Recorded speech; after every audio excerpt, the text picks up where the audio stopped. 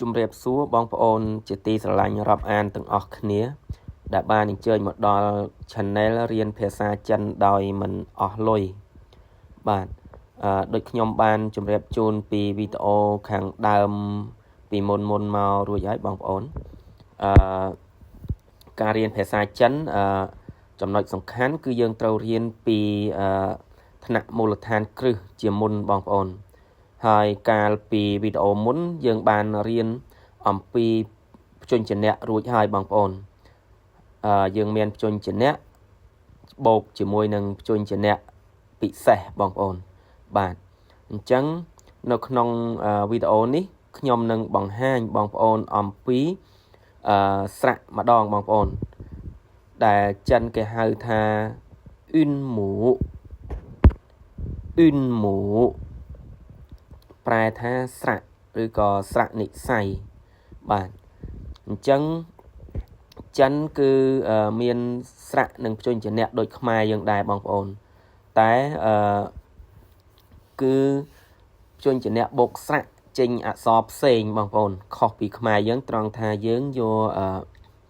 ព្យញ្ជនៈបូកស្រៈយើងចេញជាពាក្យហើយយើងប្រើអក្សរនឹងតែម្ដងតែចិនអត់ទេណាបងប្អូនគឺព្យញ្ជនៈបូកស្រៈចេញអក្សរផ្សេងបាទដូចខ្ញុំបានបង្ហាញកាលពីវីដេអូមុនហើយបងប្អូនអញ្ចឹងមេរៀននេះយើងមករៀនអំពីស្រៈម្ដងដើម្បីយើងចេះស្រៈហើយនឹងព្យញ្ជនៈហើយយើងរៀនប្រកបដើម្បីរៀនអានអក្សរចិនបងប្អូនបាទអញ្ចឹងយើងរៀនអានទាំងអស់គ្នាបងប្អូនតោះអានជាមួយខ្ញុំទាំងអស់គ្នា1 2 3អ៊ុនម៉ូស្រៈនិស្ស័យអាអ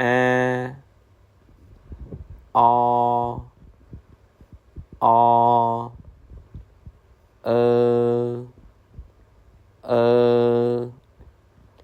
អេអ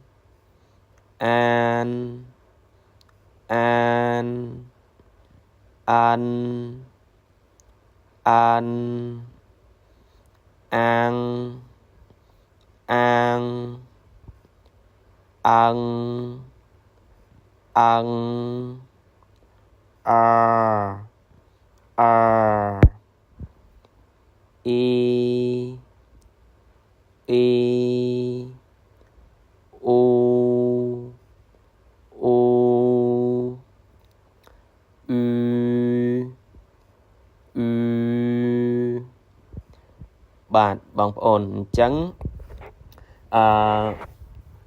ទាំងអស់នេះគឺស្រៈនិស្ស័យបងប្អូនតែស្រៈនិស្ស័យយើងគឺស្រៈនិស្ស័យធម្មតាទូទៅមានចំនួន13បងប្អូនមានចំនួន13ហើយបូក3បាទ13បូក3អញ្ចឹងអា3ខាងក្រោមនេះគឺ e u u នេះអាហ្នឹងជាស្រៈពិសេសបងប្អូនជាស្រៈពិសេសដោយកាលពី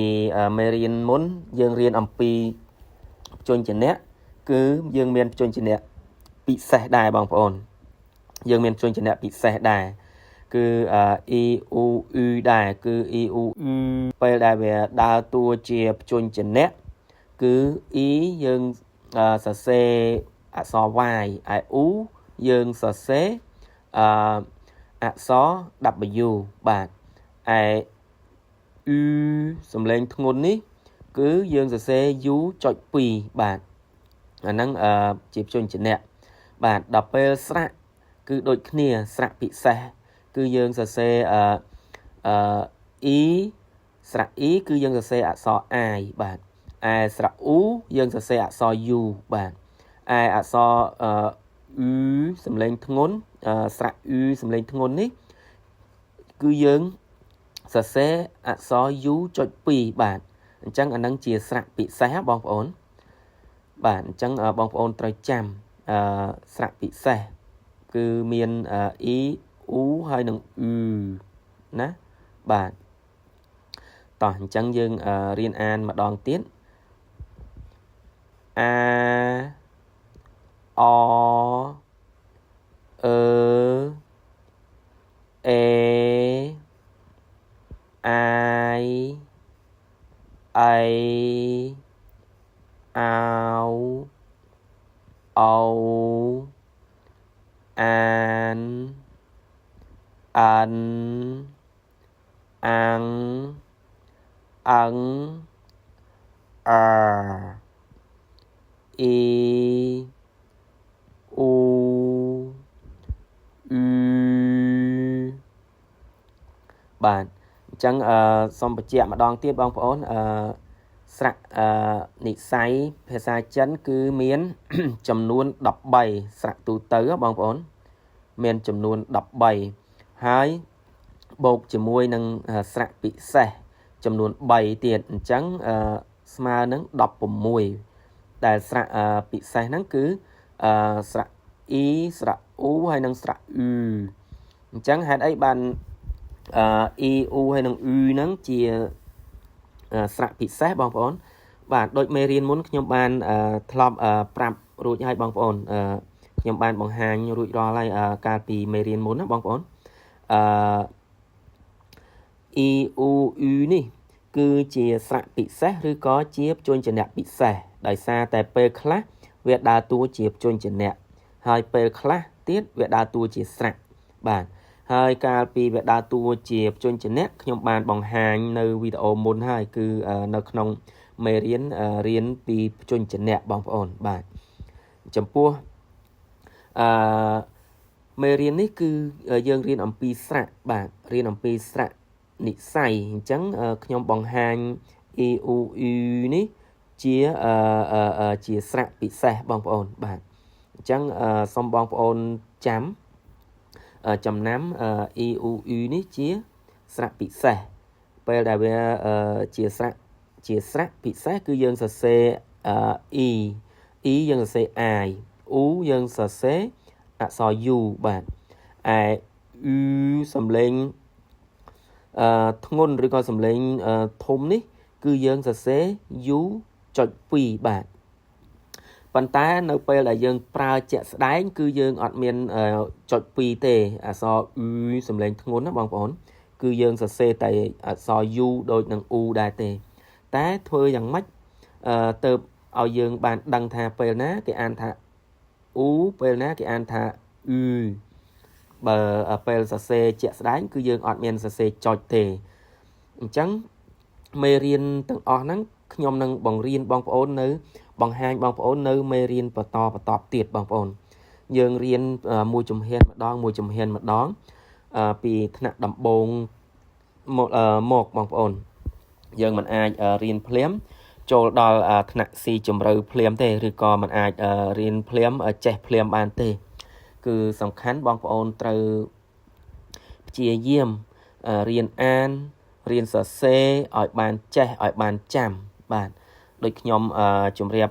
ពីមេរៀនមុនពីវីដេអូមុនអញ្ចឹងបងប្អូនគឺភាសាចិនសំខាន់ណាស់ថ្នាក់មូលដ្ឋានគ្រឹះនេះយើងមិនអាចរំលងបានទេណាបងប្អូនយើងចាប់ផ្ដើមពីថ្នាក់ដំបូងដែលមានព្យញ្ជនៈហើយនឹងស្រៈបាទយើងមិនអាចរំលងបានទេហើយក៏មិនអាចរៀនលំបានដែរមេរៀនថ្នាក់ដំបូងហ្នឹងគឺសំខាន់បំផុតដូច្នេះសូមបងប្អូនយកចិត្តទុកដាក់រៀនឲ្យបានចេះឲ្យបានច្បាស់ទើបយើងអាចបន្តទៅមុខទៀតណាបងប្អូនបើពុំដូច្នោះទេបងប្អូនរៀនចេះល្មមមិនបានច្បាស់លាស់ទេគឺបងប្អូននឹងបញ្ញាប់រៀនទៅមុខទៀតគឺបងប្អូនមិនអាចរៀនចេះបានទេបាទដោយសារតែចិនគឺសំខាន់គឺមូលដ្ឋានគ្រឹះហ្នឹងហើយបងប្អូនចំពោះពាក្យសន្ទនាឬពាក្យផ្សេងអីគឺអត់សំខាន់ទេពេលដែលយើងចេះស្រៈចេះព្យញ្ជនៈចេះអានចេះប្រកបមកគឺយើងនឹងស្គាល់អក្សរហើយបងប្អូនហើយអក្សរវាគឺយើងស្គាល់យើងរៀនសរសេររៀនអានទៅយើងនឹងចេះតាមក្រោយបងប្អូនតែបើយើងមិនចេះព្យញ្ជនៈមិនចេះស្រៈឲ្យច្បាស់ទេគឺយើងអានអត់ត្រូវទេបងប្អូន ហើយចិនមានសម្លេងច្រើនដែរដូចខ្ញុំជម្រាបប្រាប់ពីមេរៀនមុនអញ្ចឹងបងប្អូនចិនមាន5សម្លេងឯណោះការលើកដាក់សម្លេងមាន5ឯណោះបងប្អូនឯចំពោះសម្លេងការលើកដាក់សម្លេងហើយនឹងការរៀនប្រកបផ្សេងហ្នឹងគឺខ្ញុំនឹងបង្ហាញបងប្អូននៅមេរៀនក្រោយបន្តទៀតបងប្អូនអញ្ចឹងមេរៀននេះខ្ញុំផ្ដោតសំខាន់គឺបង្ហាញបងប្អូនអំពីស្រៈនិស្ស័យឬក៏ស្រៈភាសាចិនណាបងប្អូនបាទដែលចិនអានថាអ៊ុនหมูបាទប្រែថាស្រៈនិស្ស័យបាទហើយស្រៈ